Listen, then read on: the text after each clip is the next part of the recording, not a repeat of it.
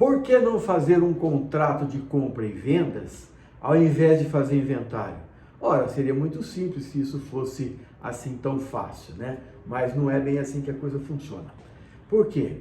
Quando se faz um contrato de compra e venda para os filhos ou para um filho, é preciso que aquele filho tenha lastro, ele tenha patrimônio, ele tenha dinheiro para justificar aquela compra. Por quê? Porque senão, obviamente, a Receita vai ver, opa, peraí, você comprou um imóvel de X e de onde veio esse dinheiro? Então haverá aí uma tributação. Então por isso que o contrato de compra e venda ele já esbarra neste primeiro problema.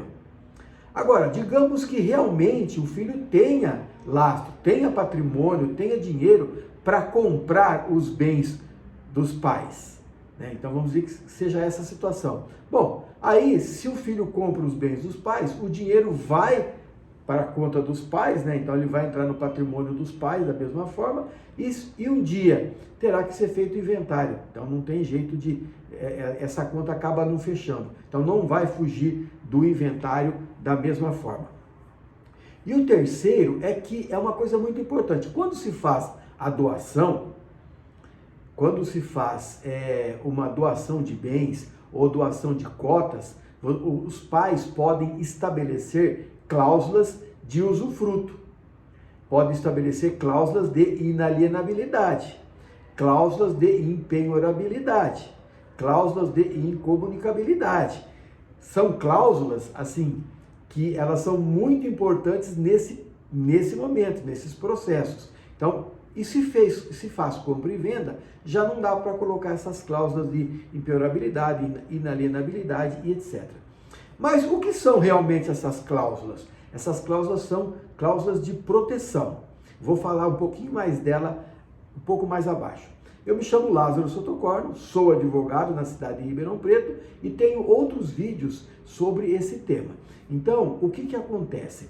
Quando hoje existem mecanismos muito eficientes para a pessoa evitar aqueles custos elevados ou evitar que os filhos tenham que um dia fazer inventário e etc.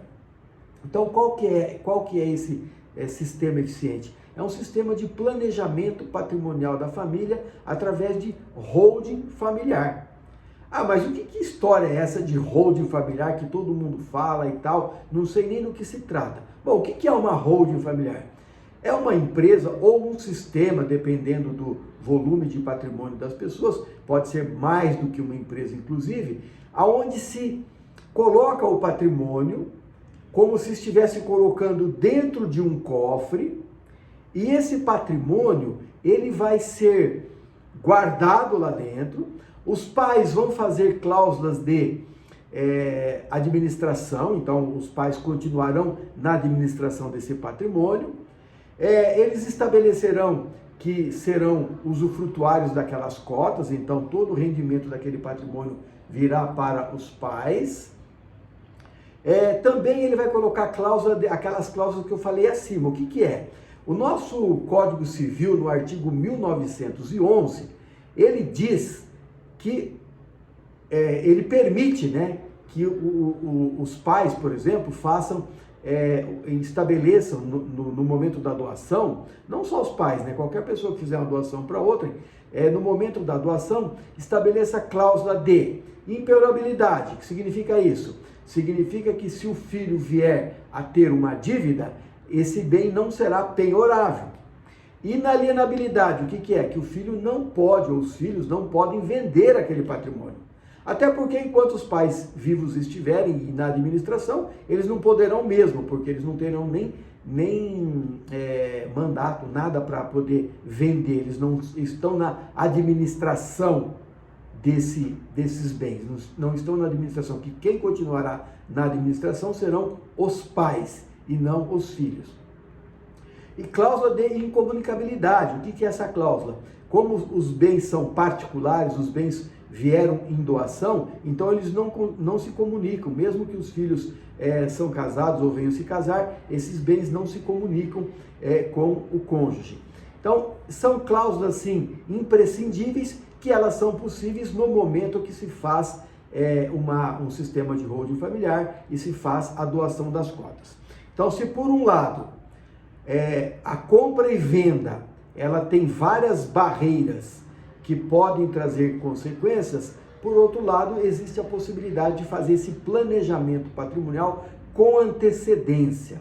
E fazendo esse planejamento com antecedência, o custo disso tudo cai muito. Os pais, ao invés dos filhos consumir uma boa parte do patrimônio pagando despesas de inventário, os pais terão condições de pagar, de antecipar antes essas despesas, que são muito menores, e aí os filhos, o dia que, vamos dizer assim, disparar o gatilho, né? O dia que os pais não estiverem mais aqui, aí sim os filhos simplesmente passarão a administrar essa empresa, bastando comunicar à junta comercial. Não tem que passar por um processo de inventário, como é comum acontecer quando os bens estão em nome da pessoa física, né, dos pais. E tem outro detalhe, aquela cláusula de usufruto, os pais eles podem estabelecer da seguinte forma: vamos dizer que o pai e a mãe fez a doação das cotas aos filhos. Quando um não estiver mais aqui, a parte daquele que não está mais aqui, ela pode ser, vai em benefício do pai ou da mãe, né, daquele que estiver, ou então pode estabelecer que já vá diretamente para os filhos. Então, tudo isso é feito previamente, é a escolha dos pais, no momento em que se constitui esse sistema. Se esse assunto ele é do seu interesse, se você gostou desse assunto, eu tenho outros vídeos no YouTube e também tenho no Facebook e no Instagram. Pode seguir lá nas minhas redes sociais, no meu nome mesmo, Lázaro Sotocorno. Forte abraço e nos veremos nos próximos vídeos.